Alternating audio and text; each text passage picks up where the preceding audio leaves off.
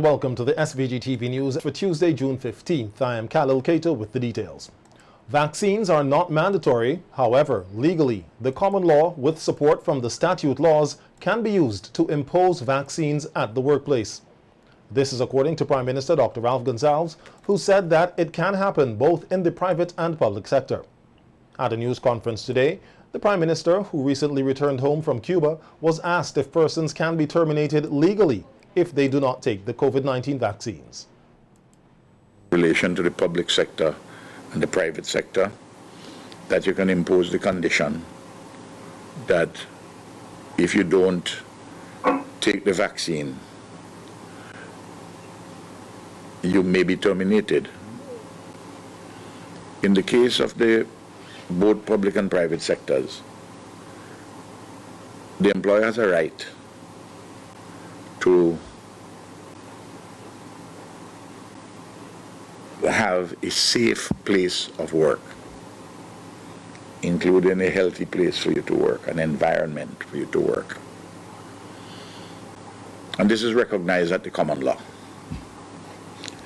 Various statute law will bolster it, but the common law, it's there. The Prime Minister said that the onus is also on the employees to cooperate with their employers to ensure the safety of the workplace.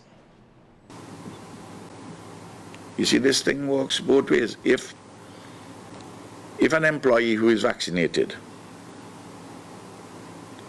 says, though I'm vaccinated, I can still get COVID, though reduced chances, but I don't feel safe among persons who are not vaccinated in a close work environment.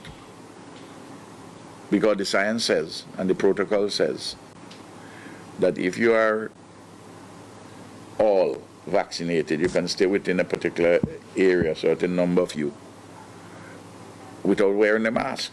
PM Gonsalves, however, noted that employers must be reasonable and put procedures in place for the termination to take effect. The employer can inform the employees, listen to me, if you don't take this vaccine, we are going to, you may be terminated. But they have to be reasonable in terms of the notice. Like, for instance, the state as an employer, the central government. And the advice which we have received is that, and I read a lot too, you will give a reasonable notice period, say, listen, we're planning to have persons at this or that in this work environment vaccinated, and that we'd make the vaccine accessible to you. But there's a 2-week period, you get a 4-week period in which this is going to be done. And if you refuse to take it, to do the vaccine, it will be considered that this is an act of misconduct. An act of misconduct may lead to your dismissal. It is his hope that the government does not have to take this route of terminating public servants for not taking the COVID-19 vaccine. And public servants who wish not to comply with the requirement of regular testing for COVID-19 can sign a legal document with the Public Service Union, which they can provide to their supervisors on why they are not giving consent to be tested. Elroy Boucher noted that a person may not want to be tested for medical or other reasons, which they should place on the form and take it to the registry to have it notarized before handing it in to their supervisors.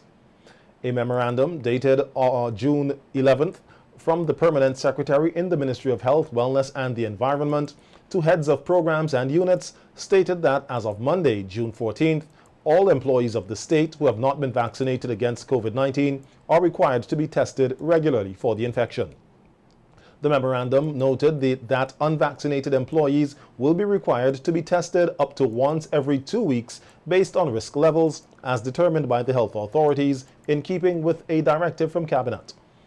In a telephone interview with SVG-TV News, the PSU president said apart from the use of the declaration form, The union is saying that until it gets the policy details that the Prime Minister promised in his last meeting with them, the Teachers Union and the Police Welfare Association, members should not comply with the request to get tested regularly for COVID. They may have religious reasons. They may have all sorts of different reasons why this is a problem for them. Okay? Particularly when they know that they have not been so exposed and have been free of COVID for more than a year.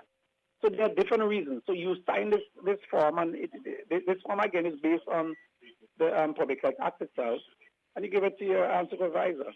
That's another strategy that we have employed. Testing positive, but you just suddenly feel that everybody in our foreign affairs must be tested. It doesn't even make sense. It doesn't make sense. It makes sense if somebody is tested positive in a department and you're going to test everybody. I understand that. But you have people who have been living their lives very carefully, protecting themselves, following the protocols, and no issues. But suddenly you want to impose on them these restrictive measures. Boucher claimed that the government's policy on testing for COVID-19 among public sector workers is another attempt to force them to get vaccinated. What is the importance of the vaccination card? What does that have to do with testing if it's truly a public health policy? Because those who are vaccinated, it is known, the science is there, that they can also spread the virus and they can also contract the virus. They may not get sick to the point of being hospitalized, but the evidence is there that persons who have been vaccinated have contracted the virus. So everybody, if you're going to have a testing policy, there should be no exception. And the other thing that we expected is that the Ministry of Health would lay out the different areas within the public service, which areas are at a high risk, which areas at a medium risk. However, how many layers you want to put it, so that public servants themselves would understand. Are the persons working at income tax who have to interface with the public, are they at risk number 2? If risk number 1 is the highest risk, are they at risk number 2? Or are they at risk number 3? The PSU president said instead of focusing on public servants who are unvaccinated, the authorities should pay more attention to large gatherings, which can easily contribute to the spread of COVID-19 cases in the country. Be really focusing on is all of those mass gatherings that the Ministry of Health has failed in ensuring that the protocols are followed across the country. You have mass gathering. You have the issue with the T10 cricket. I mean, you have parties going on. You have bars that are opening non-stop. Police and the Ministry of Health have failed miserably. That's where the outbreak is actually coming from. Focus on that. If you're really serious about public health policies, focus on those things. Focus on clamping down there. You understand? And those will offer a level of protection to the country.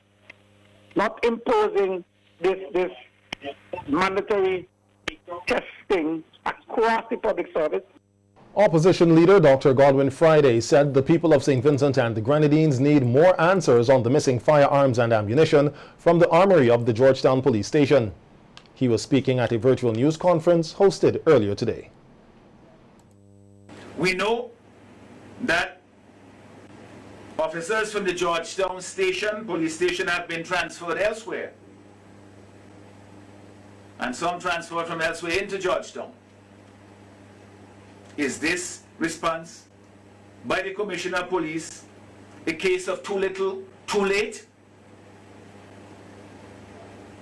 We need answers. The people of this country need answers. How many guns are missing? How much ammunition is missing? When did the police find out they were missing? Did they all go missing all at once? Or did it happen over a period of time? Imagine, if this was happening over a period of time, you have to ask the question, who was minding the store? Who was looking after these very important and weapons that need to be highly secured.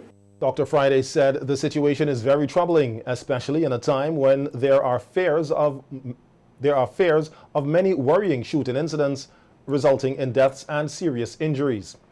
The opposition leader noted that since the initial announcement was made about the investigation of the missing firearms and ammunition, the police have said nothing further on the matter. And if they are unable to carry out the investigation, they should get someone else to do it. Cannot investigate it properly,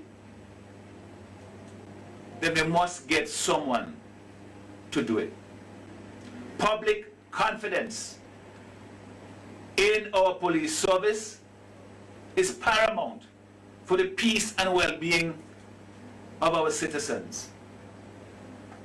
And when that is shaken, action must be taken vigorously to deal with the problems that create that sense of doubt and fear amongst the members of the public, and to remedy the situation as quickly as possible. I don't see that happening in the present instance. It's simply not good enough. And the people of this country demand more, and they are entitled to more, to better service from the Commissioner of Police, from the police service, and from the Minister of National Security. At a separate news conference today at Cabinet Room, Prime Minister Dr. Ralph Gonsalves said the investigation is ongoing.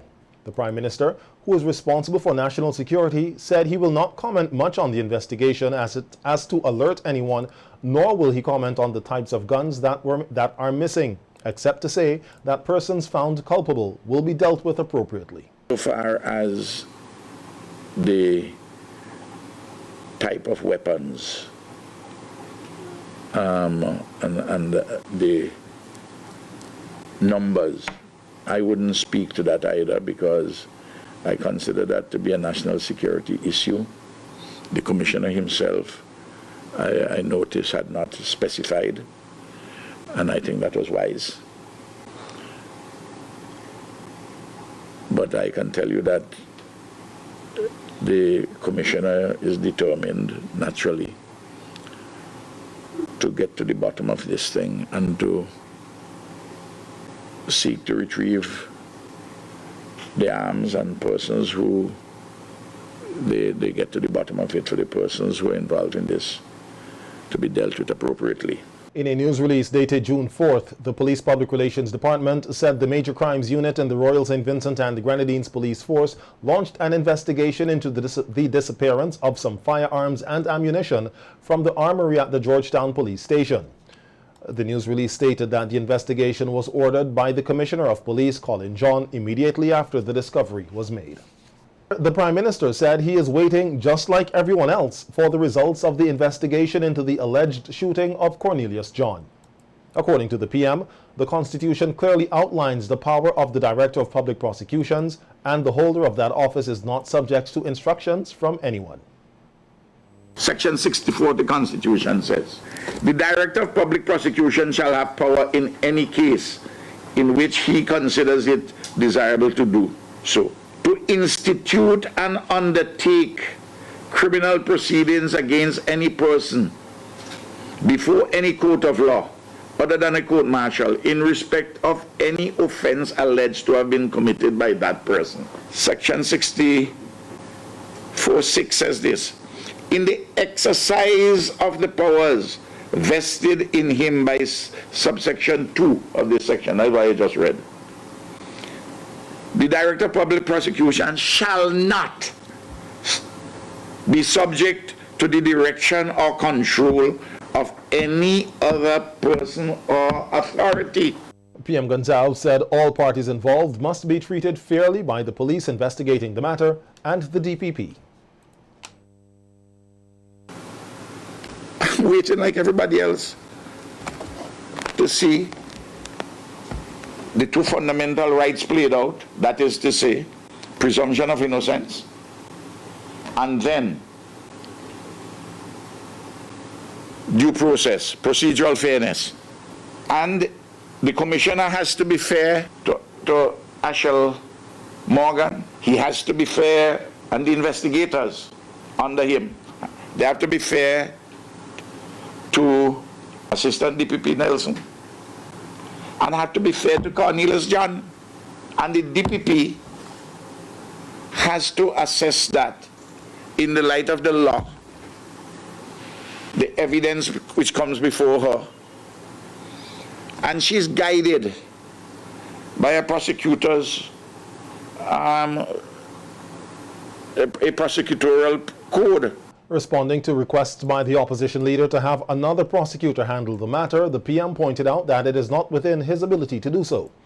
Since the incident was made public, there have also been calls for Senator Morgan to be removed from her position.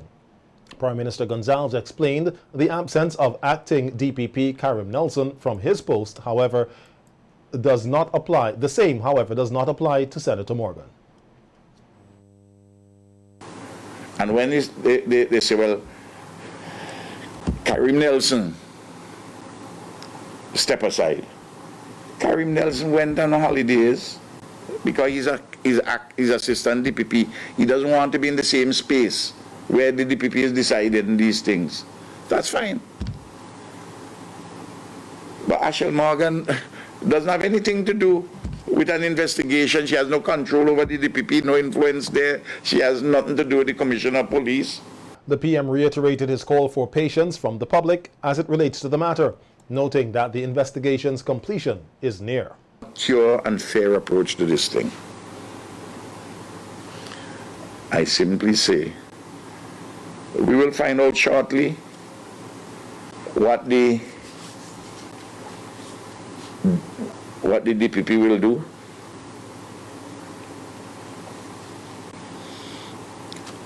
And if she charges for whatever offenses, there will be a trial. If she doesn't charge, there is no trial. And I can't attempt in any way to influence this. Meanwhile, the opposition leader, Dr. Godwin Friday, said he continues to write letters and engage important people in the society, and recently decided to send letters to important regional and international institutions, including the CARICOM Secretary General and the UN Secretary General, on the alleged shooting involving Cornelius John. Government Senator and Deputy Speaker of the House of Assembly Ashel Morgan, Assistant Director of Public Prosecutions Karim Nelson, and an unidentified person.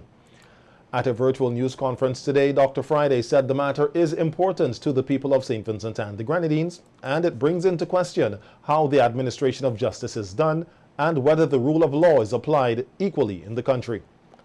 Dr. Friday said attached to the letter are media reports and video clippings as hyperlinks so that the persons who the letters are addressed to can see the media reports directly. I rely on your commitment to good governance, the principles of justice, and the rule of law, and urge you to look into this matter.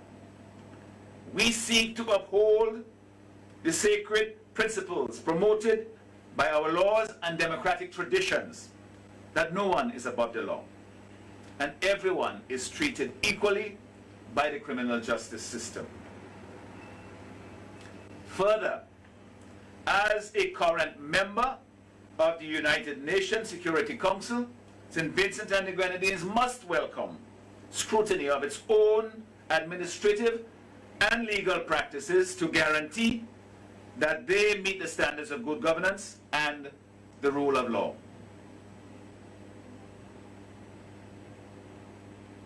It continues, I beg you to use the legal and moral authority of your office to inquire into this very serious matter, so as to ensure that the administration of justice runs its true course and the rule of law is respected in St. Vincent and the Grenadines.